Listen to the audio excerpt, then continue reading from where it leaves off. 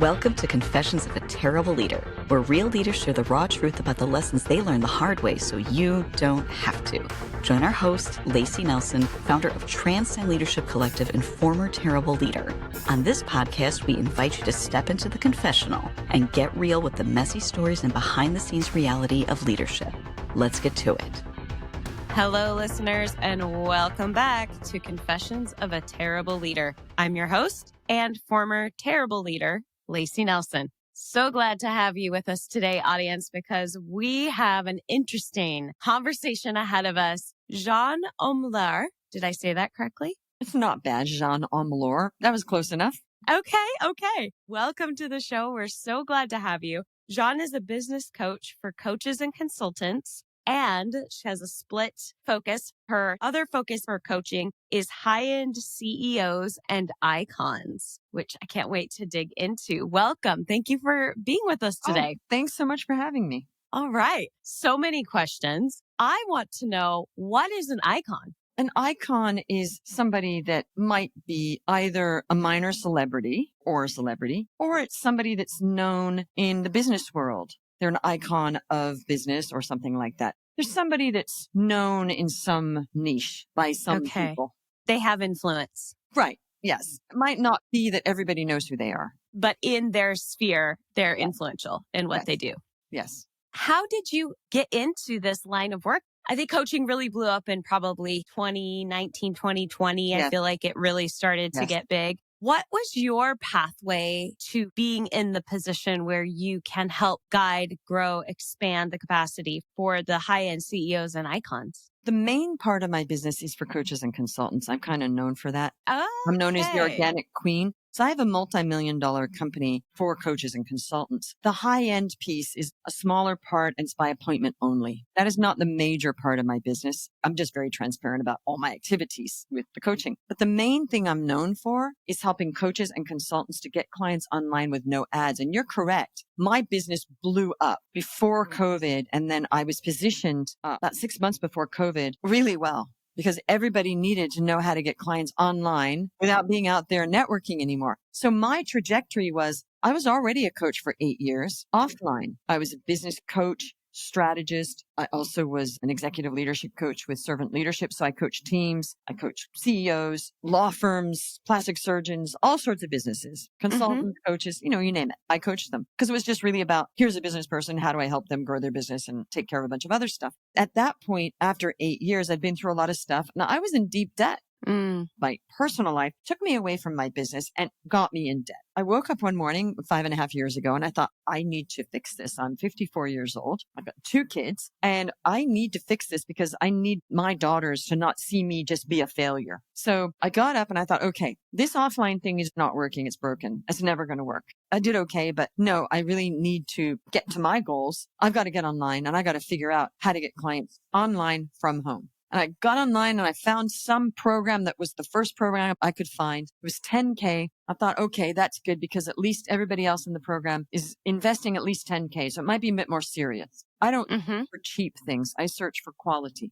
The program wasn't great, but the people were great and they helped me with just encouraging me. And that's actually what helped me, was not the program. And they were supposed to be teaching me ads. I went in thinking, I'm going to learn ads. And I realized right away, ads are not going to work. I need a huge budget for these. And this is just a crapshoot. And all that tech and funnels, that's not my thing. It's going to take forever. I thought, I need clients now. I said, ads aren't going to work for me. And they said, no, we agree. I said, okay. So I just paid you $10K to teach me ads. What do? They said, you need to do organic. And I said, organic like carrots? I'd never heard of organic marketing before. That's how naive I was about online marketing. They said, no, Jeanne, not organic carrots. I said, well, what is it? They said, just go talk to people. And I thought, okay, I need to really figure this out. And I need to talk to people better than anybody else on this earth because I got to turn this around because I'm now even 10 more K deep in debt. I figured out how to get clients with no ads very simply online, talking to people, just relationship marketing. And I started getting clients and they're like, how do you do this? There was just a flood of clients, flood. And I thought, whoa, I really hit something here. I was just on such a wave. Then COVID started and I had panicked for about 3 seconds. I thought, oh my gosh, I just finally learned how to make some money with my coaching and help people. I thought, oh no, wait a minute. They need me more. So COVID didn't hurt me. I was already good. I think it probably would have been the same. We've coached over 500 people. I've made millions of dollars. We've collectively made millions and millions and millions for our clients. And the rest is history. And then from there, I've done so many different types of coaching. I'm in a lot of high-end groups. And I thought, oh, wow, these people at top really need help. And actually, one of my mentors, she charges $1 million a client. She was like, well, you don't need to charge $1 million, but there is a market for that. Not a huge market. And I don't take too many of those clients anyway. Do you find having your toes in the water enough that it keeps you sharp for the organic? It does. And it's a different activity. And also I get to travel with it. Like I was in Dubai meeting with investment bank CEOs that need help. It's good because it gets me out of the house because I don't like networking, but I will travel, here and there to meet with people and then do a little bit of travel with pleasure. And at least I got out of the house, and I do go to high-end events, but I don't go out to network with people. I go out just to meet people. Again, I don't need a lot of those. I can't do a lot of those, but it's good when you're helping people at that level because there's a trickle down effect and they're treating people better, underneath, and you're impacting a lot of people. Yeah, absolutely. But as I said, the major part of our business is that we are so good at helping coaches and consultants and certain online providers, like some digital marketers come in because they just really want to know, how do I get clients with no ads, no funnels, no tech, just talking to people, high ticket. It's a miracle. And it works. Yeah. How have you seen it shift since you started? Are your methodologies, have they stayed true and you're getting the same results, or have you had to adjust? I find sometimes consumers can be longer buying cycle. Maybe it takes more work to build trust. What have you seen? I've just seen that people want to do a year with us instead of just 12 weeks. We've built up. We sell more years than the 12 weeks now because people, I feel, some people want the quick 12 weeks. Just get in there, teach them how to get clients online, fishing rod. In and out. Yep. Right. But what people really mainly want is they want to build a very high income, sustainable business and smart people, because we do attract a lot of smart people that are high achievers, like more and more. They know that in 12 weeks, they're not going to build a sustainable business bringing 100K per month in. We get a lot of people that have big missions and they know that to build a sustainable business where you're bringing in 50, 60, 70, 80K per month is going to take more than 12 weeks. There's a lot to learn. Right. What's happened is they want me to show them what I did. If you want to be successful, find somebody that's done exactly what you've done and hire them. That's just the rule. So what's changed is they want longer time. They're more serious. I think that we are getting more serious clients because we know our target market and we know who not to waste time getting on a call with now. We've always sold heart-based. I don't believe in the old way of sales. So what changed is people are appreciating that more and more. And the world is smarter. You can't say, hey, buddy, you want to buy some coaching? You can't be tricking people. And we never did that anyway. But I think a lot of those bad coaches, and I will say it, the coaches that sell in a bad way. Yes. People are seeing through those people. I'm still here. Yep. And I'm not dissing other people, but there are people in every business and every niche that are hard salespeople. They promise the world, they don't deliver. That's everywhere. Right. And they're dropping like flies now. Yes. Yes, absolutely. I think the consumer has gotten savvier and better at filtering out who's walking their talk, who can deliver. Right. When you are approaching your customers, is it primarily B2C or do you use a more B2B approach? Or in your world, is there any difference? It's B2B because we're business coaches coaching businesses. And are they primarily solopreneur owners or are they running larger organizations with multiple employees? What is your profile? It is mainly solopreneurs. Okay. Some have help, some don't. Most of them don't have help. They are actual solopreneurs. Then we help them get a bit of help later on. Yeah. Get that scaffolding. A lot of people who come in, they have never coached before. They're just like, I heard you do this and I want to be a coach. And I love that when somebody comes in and says, I just want to be a coach. And I'll say, sure, we'll help you get that going. And you're going to go straight to high ticket. I love helping people jump the line. I'm not a gatekeeper. That's wonderful. What is your advice for a new person that is hungry? They've got all the ambition in the world, but limited resources and very limited experience. Where do you even start? When people say they have limited resources, let's just break that down. Everyone has limited resources. All of us have limited resources unless we're just like, have unlimited resources. Right. That's the first mindset problem. If you're coming at it from, I can't afford this, we're done. You're never going to be successful. I never in my life approached anything that way. When I had no money, literally no money, this is 14 years ago. I was in New York City, newly single with 2 kids. Single is not a good word, solo, because I wasn't like single on the market looking to date somebody. So solo.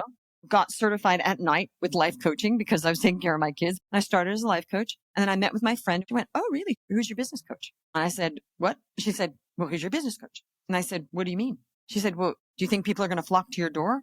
She goes, you got to learn the business now or you won't be successful. And she goes, I could do that for you because I'm a life and business coach. I said, no, who's your coach? She went, she goes, you're not dumb. She referred me to the business coach. I was ready to pay her when I got on that call. There was no sales call. Here's my money. She couldn't believe it. She said, wow, this wasn't even a sales call. You were ready. I said, yes, I don't have time. I've got to make this work. I have 2 kids. I've got to get clients. I can't waste a minute. 8 or 9K on credit. You don't and and tire kick. You need help. You don't waste time. I didn't want to waste years. But I could have gotten a better coach, I'll be honest. She was not bad, but I wish I'd met somebody like me because she was a little bit of a gatekeeper, a little bit, oh, you got to pay your dues kind of person.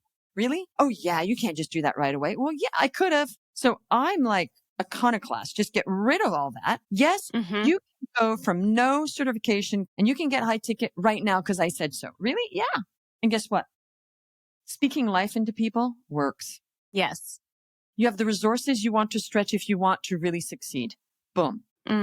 Fast forward 8 years, again in deep debt from being destroyed. I didn't go bankrupt, but I was in deep debt. Again, I said, well, I got to make this happen. 3 different credit cards, deeper debt, got to make it happen. I didn't go, oh no, I have no money. I thought, wow, I got to make this happen because I have no time. That's a successful person because every single person we speak to can afford us. Some of them say they can't, but they can if they have a credit card. When someone's looking for a good coach, what are the red flags of this isn't probably going to be the best experience? The red flag is we're going to help you do this, but they've never done it themselves. Big red flag. So if I say, oh, you know what? I'm going to help you get to 100 million, Lacey. Well, I'm not at 100 million. So I would question, how is Jeanne, who's not yet at 100 million? I would never promise that. But if I said, oh, sure, we're going to get you there, I would question, well, have you done that for yourself? No. Okay. Red flag. Yeah. Other things are if they're counting everything for us, we just want it to work. Unlimited coaching, literally unlimited. People are like, wait, you're going to get on a call with me as much as I want. No, as much as you need, because some people want to call every single day and we're not going to do that. Right. You don't need one every day, but there's no counting. And they are looking at me in disbelief that the $1 million coach is going to be accessible. So if they're not accessible, don't coach with them because they've got probs. Okay. Because I made $1 million doesn't change who I am. I'm not like the best person in the whole world and I shouldn't be putting on airs. Okay. So we never said, oh no, you can't talk with Jeanne because now she's made $1 million. To me, it's off that all of a sudden I'm so important. I can't talk to my clients. So if they say, yeah, we're going to help you divorce yourselves from the clients or you're going to keep your clients at arm's length. We're going to teach you that, run a mile because they're going to do that to you. And just sloppiness and over promising. And also we can't guarantee. You're not allowed to.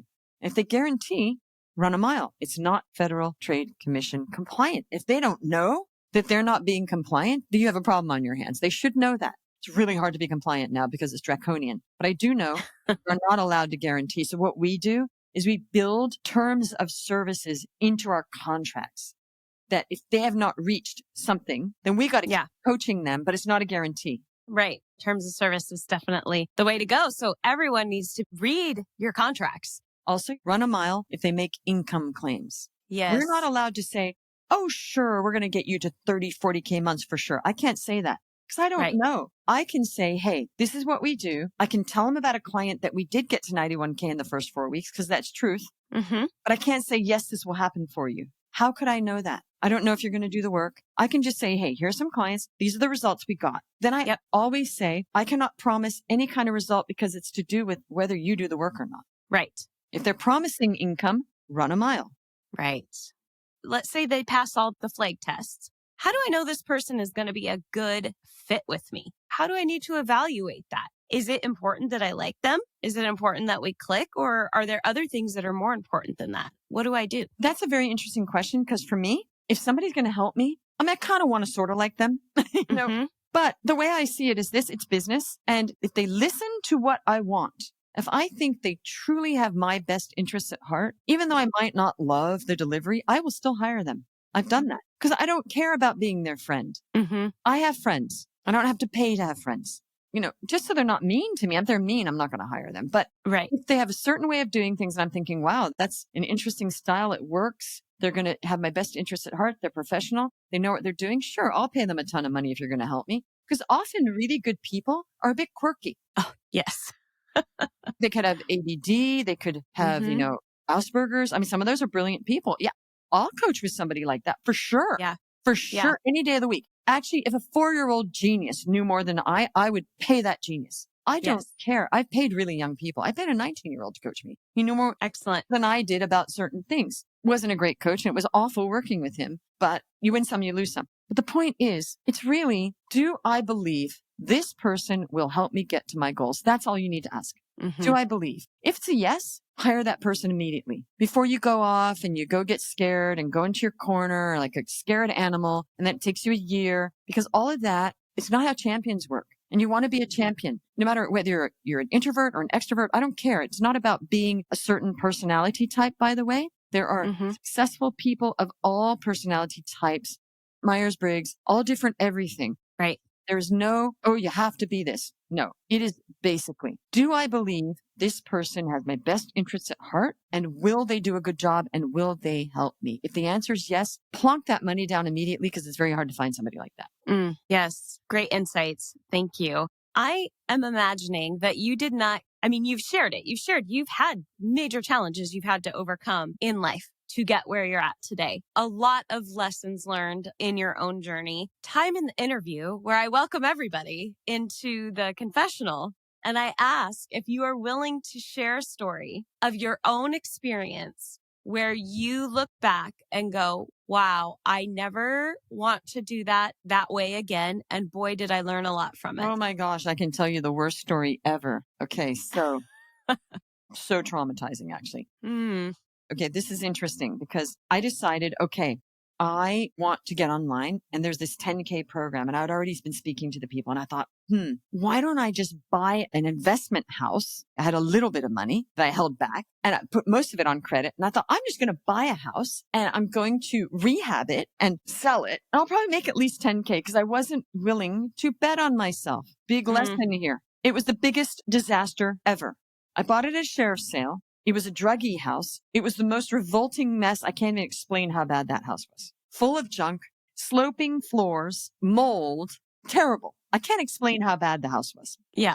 I bought it without going inside it. Everybody was like, why did you do that? I bought it at sheriff's sale and nobody else was bidding. And I thought, oh, okay. So I bought it. It was $51,000. That's like an enormous amount of money for me. And I didn't have that much. I think I had 25, even though I was in deep, deep, deep debt, I held back some cash from all the creditors, but I had to put half of that on credit. I bought it with a credit card. I go in. I can't explain how bad this house was. It's beyond your wildest dreams of bad. I go in. I thought, oh my goodness, I can't believe I bought this. And it was so stressful for me that I was already in deep debt and I bought this house and I literally hated myself for it. My brother was like, why did you do that? I said, I don't know. I just thought.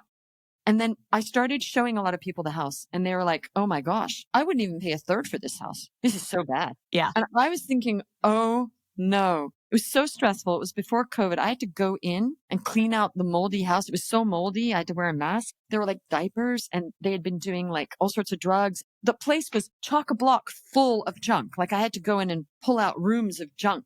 A literal biohazard. It was a literal biohazard. Oh, it was biohazard. And some of the rooms were just full of junk. I was literally, I was pulling out hundreds of bags and I lined them up outside. It was so bad. I was like feeling sick. It was a complete nightmare. And I was kicking myself. And I can't believe I did this, trying to make it better. And I was thinking about my kids and I was so upset. Oh my gosh, it was so stressful. And then I thought, okay,